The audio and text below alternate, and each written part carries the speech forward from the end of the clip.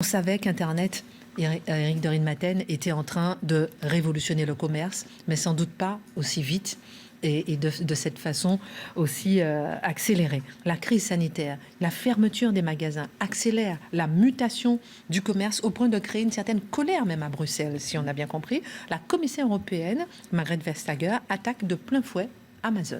Donc c'est notre amie commune. C'est mon ami Verstager.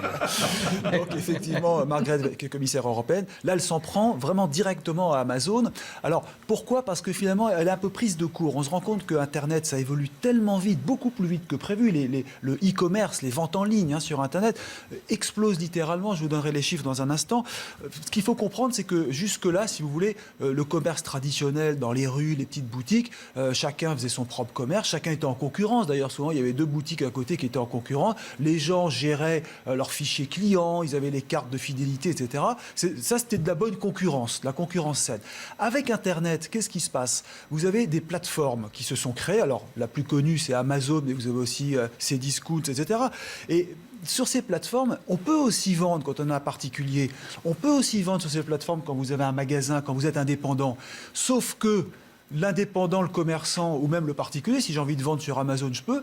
Là, c'est pas vous qui gérez vos données. Quand vous allez vendre des trucs sur Internet, c'est Amazon qui pique les informations et qui reste maître des datas, comme on dit. Vous savez, c'est toutes ces informations qui sont collectées, toutes ces données qui sont collectées. Et ça, c'est justement dénoncé par Bruxelles qui tout d'un coup se rend compte, Madame Vestager veut montrer son autorité, elle se rend compte qu'on est dépassé et que Amazon a tort ou a raison, j'en sais rien, après tout il y a une justice, il faut peut-être créer un cadre légal, se rend compte que Amazon garde toutes ces informations pour privilégier plutôt ses propres produits, plutôt que d'aller privilégier un indépendant ou un petit commerçant qui utilise ce qu'on appelle une marketplace, c'est-à-dire une place de marché, puisque Amazon, c'est pas 100% Amazon américain, c'est une plateforme où on peut vendre ce que l'on veut. Si vous voulez vendre une voiture sur Amazon, vous pouvez. Et il y a d'autres plateformes. Et le problème aujourd'hui, c'est qu'il n'y a pas de cadre légal.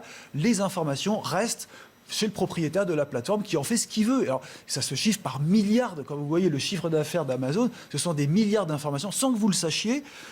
Quand avez-vous acheté ? Quel est le montant ? Que vous préférez ? Est-ce que tel ou tel vêtement ? Là, ce sont des informations qui restent chez Amazon. Alors qu'avant, c'était le commerçant de quartier qui savait ce que vous préfériez. Il y avait des cartes. Voilà. Et c'est ça qui est dénoncé. Comme d'ailleurs, Google aussi est dans le viseur. Ils ont payé des grosses amendes. Comme Facebook, comme Twitter. Parce que là, le vrai problème, c'est cette montée en puissance de tout ce qui est e-commerce et high-tech, technologie numérique. On est un peu dépassé par les événements. Donc j'allais dire, pour résumer, c'est une mutation de notre société, une mutation du commerce, une mutation de la distribution qui va vraiment... Mais c'est pas en interdisant Amazon qu'on va sauver les petits commerçants non plus. Hein. Non, mais c'est certain que non. Et de toute façon, les commerçants sont aussi contents d'avoir Amazon indirectement, parce que quand vous achetez pour Noël, vous êtes bien content d'abord de bénéficier de la livraison d'Amazon, et vous avez un choix très large. Si Amazon ne vous plaît pas, allez chez Cdiscount, mais Cdiscount, c'est pareil. La Fnac, vous pouvez acheter tout ce que vous voulez sur la Fnac et Darty, qui est aussi un site important, la Redoute. Voilà, donc c'est vraiment, on a basculé du commerce de centre-ville à un e-commerce et les chiffres sont vraiment ahurissants. Alors, quand on justement, les chiffres, ils montrent quand même une croissance historique. Alors, effectivement, là, je vais vous donner un chiffre que j'ai obtenu il n'y a pas longtemps. C'est donc la plateforme Canton Square, qui est une plateforme professionnelle qui gère tous les mouvements sur Internet. Et donc, restez avec nous, Éric Zemmour. Entre le couvre-feu, qui a été... j'écoute. Voilà, le couvre-feu et le reconfinement, vous avez eu une hausse des ventes sur Internet de 50%.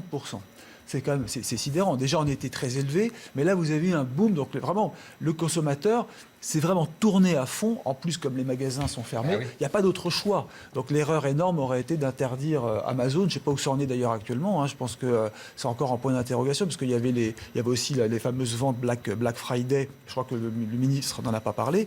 Mais il ne faut pas oublier que tout ce qui peut se vendre sur Internet, c'est quand même du business, c'est du commerce, c'est des rentrées d'argent. Et ça n'est pas négligeable. Donc, en fermant Amazon ou en réglementant Amazon, on ne va pas résoudre le problème du commerce en France. Ce qui est intéressant aussi, c'est de voir tout ce que ça génère comme changement. Ça aussi, il faut vraiment le mentionner. D'abord, la Poste. On croyait que la Poste était mal en point, coupée dans les effectifs, les gens n'envoient plus de courrier. Eh bien, en fait, c'est vrai que le courrier, on l'utilise moins, mais en contrepartie, comme le e-commerce se développe, vous avez un boom des livraisons et la branche de la Poste qui s'appelle Colissimo bat tous les records. Vous avez actuellement 3 ans d'avance, m'a dit le patron de Colissimo. 3 ans d'avance, je pense que vous utilisez Colissimo. Bah, oui. Non, mais c'est amusant. C'est le vieux qui devient mode. Vous voyez, donc la Poste qui était un peu considérée comme un peu arrière-garde, bon ben là ça devient maintenant un outil indispensable. Les postiers vont être formés pour faire de la livraison à domicile. Et ils sont polyvalents. La Poste est en train de recruter 9000 CDD. Alors, sur des CDD, ça serait bien si c'était des CDI, mais bon, c'est quand même pas mal. Qui aurait imaginé, encore il y a quelques années, que la Poste allait embaucher 9000 personnes pour faire face à Noël et au e-commerce. Donc ça, c'est aussi à mentionner. Le Black Friday, je vous l'ai dit, qui est attaqué de tous les côtés, bah, finalement, ça crée aussi des emplois. Donc là, c'est pour ça que la Poste est bien contente et me l'ont confirmé que ça soit maintenu. Je vais vous citer aussi Alibaba. Vous connaissez Alibaba, hein, c'est l'équivalent d'Amazon en Chine. Le 11 novembre, c'était hier, c'était la fête des célibataires.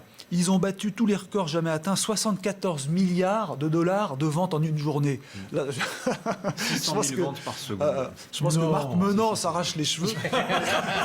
En une journée, je vous rappelle que le plan de soutien de 100 milliards de l'État français, vous voyez, n'est pas grand-chose par rapport à ces 74 milliards. Vous avez 250 000 marques qui se sont portées candidates pour vendre leurs produits.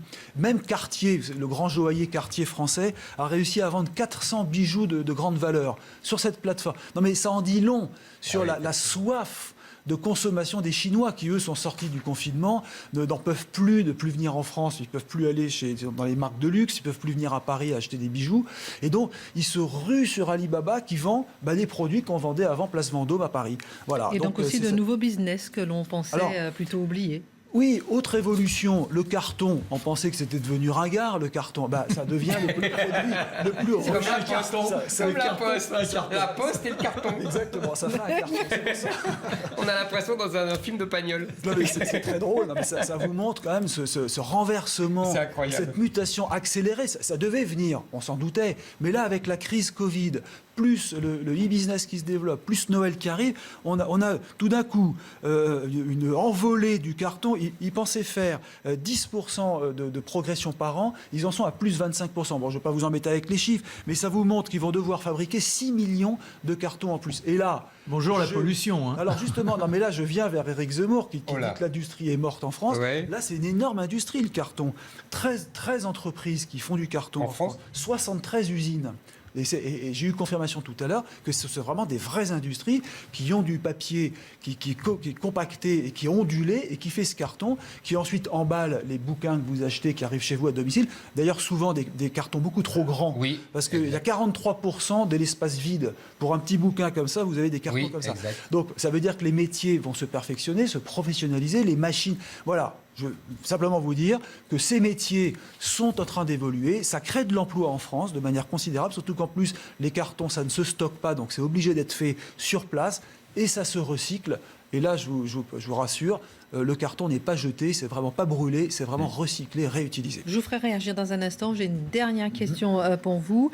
Ces nouveaux métiers, est-ce qu'ils créent des emplois au lieu d'en détruire? On avait parlé de ça, par exemple, avec Amazon. Oui, tout à fait. Alors, écoutez, là, c'est amusant ce que vous demandez, parce que pour répondre à l'information, parce qu'on est dans le même domaine que les hypermarchés. À l'époque, dans les années 70-80, on disait les hypermarchés ont détruit le commerce de centre-ville. Ils ont détruit le commerce de proximité. Et j'ai retrouvé une citation de Jacques Chirac en 96. Il y a eu un rapport avec Jean-Pierre Raffarin pour montrer que les hypermarchés avaient détruit de l'emploi. Eh bien non, finalement, c'est pas vrai. Les hypermarchés, à la longue, ont créé plus d'emplois que le commerce de centre-ville, parce que le commerce de centre-ville, souvent, était détenu par des familles. Il y avait souvent 3 membres de la famille qui étaient à la tête alors que l'hypermarché, quand vous aviez des batteries de caissières, on le voit souvent dans les anciens films, vous aviez 50 caissières d'affilée, donc ça créait de l'emploi. Oui, maintenant, c'est en train de disparaître. D'abord, c'est en train de disparaître, et surtout, il faudrait faire une analyse sociologique fine, c'est-à-dire que vous créez un prolétariat, un lumpen prolétariat de caissières, alors que là, il y avait des petits commerçants qui étaient indépendants, qui gagnaient mieux leur vie, Et c'est autre chose quand même, mais au point de vue sociologique et de l'âme du pays. Ça a détruit la sociabilité, le tissu social. Ça, c'est ce qui était dit dans le rapport de... Mais c'est quand même l'illustration parfaite de ce dont on parlait hier, la fameuse destruction créatrice. C'est-à-dire que là, alors oui, on tape sur Amazon, mais c'est de l'emploi induit pour la livraison, pour la logistique, pour l'industrie du carton. C'est un relais de croissance aussi pour les commerces physiques. Donc, le fameux procès qui est aujourd'hui à Amazon, il faut le nuancer. Mais là aussi, lui aussi, il crée un prolétariat alors, j'aurais juste finir. De gens qui ont des tâches répétitives, etc. On revient au temps moderne de Charlie Chaplin. Finissez votre phrase, ensuite Marc. C'est important ce que vous dites, parce que c'est exactement ça que je voulais en venir. C'est que les hypermarchés ont fait baisser le niveau de qualification, parce qu'une caissière, souvent, était heureuse de trouver un petit job, souvent dans des provinces, les hypermarchés qui sont aux alentours des villes, il fallait aller là, petite qualification, on avait le boulot et on arrivait à vivre avec 1500 ou 2000 euros. Mais la machine à filer, c'est la même chose au 19e siècle. Oui, c'est vrai. Mais Amazon fait pareil. On dit, ah oui, mais ils détruisent des emplois. Je ne sais plus quel ministre avait dit ça. Mais Amazon... actuellement, va annoncer bientôt, j'ai vu ça dans l'Ouest de France, une plateforme à Nantes de 185 000 m² avec 1000 emplois créés. Donc, si vous voulez, Amazon crée des emplois indirectement en France. Il y en a 10 000 en France, on en avait parlé. Oui, on en a parlé. Mais on redescend encore d'un niveau encore en dessous des caissières, parce que là, vous pouvez prendre des personnes qui emballent des paquets et qui seront payées 1 000 € par mois. Et donc, très peu de qualifiés. Et là, donc voilà, c'est comme ça qu'on rejoint les États-Unis, où on parle souvent des États-Unis, où on a énormément de création d'emplois d'un coup, parce que vous êtes payé 500 $ ou 600 $, ce qui n'est pas le cas en France, grâce au SMIC. Mais peut-être que l'avenir, justement, ça serait de créer un tout petit salaire, ce que ne veulent pas les syndicats, et on peut le comprendre. Mais si on venait vraiment résoudre le chômage, il y a du boulot en France. Mais est-ce que des entreprises ont les moyens de payer 1500 ou 2000 € par mois pour emballer des colis ou pour être caissier, enfin s'il en reste? Sauf qu'on a déjà des premiers hangars, si je puis dire, où vous avez les robots qui vont chercher directement, qui emballent, etc. etc. Donc on est dans une transition, si je l'ai bien vu sur certains reportages, où les gens sont comme Charlie Chaplin. Faut y aller, vous avez à peine le temps de vous reposer. Donc c'est pas... Il y a une autre question que je voulais vous poser tout à l'heure, non pas que j'ai envie d'acheter une quartier, mais vous dites, on a vendu je ne sais pas combien de quartiers là dans l'opération Alibaba. Mais ils perdent combien 400 par rapport au chiffre d'affaires qu'ils auraient fait en boutique? Est-ce que l'on arrive à... Là, écoutez, il y a sûrement des boutiques quartiers à Pékin ou à Shanghai, je pense. Mais là, c'est particulier au marché chinois, où là-bas, on n'hésite pas à acheter des produits de luxe en e-commerce. Oui, mais est-ce que l'on perd... Est-ce que Cartier perd... il brade, c'est le but. Voilà, mais donc c'est des prix beaucoup moins chers. Donc il limite la casse. Non, mais je pense que ce sont des lots. Ils doivent mettre 400 montres ou 400 bijoux avec des prix beaucoup plus bas. C'est le but d'Internet. Internet, c'est quand même bradé. Oui, mais donc il y a quelque chose qui ne va pas. Éric Zemmour, dernière remarque peut-être. Il n'y a pas les mêmes marges. J'écoute, mais effectivement, je vois bien le processus. En fait, il y a un double processus. Il y a un processus de destruction créatrice schumpeterien et il y a un processus de dégradation continue du niveau de l'emploi. Si on veut, et effectivement, ça finit par remplacer par des robots, tout ça. Si on veut donner du travail à tout le monde, il faut aussi pouvoir encore garder des petits boulots. Merci beaucoup, Éric de Ritmaten. Passionnant. Merci beaucoup. Dimitri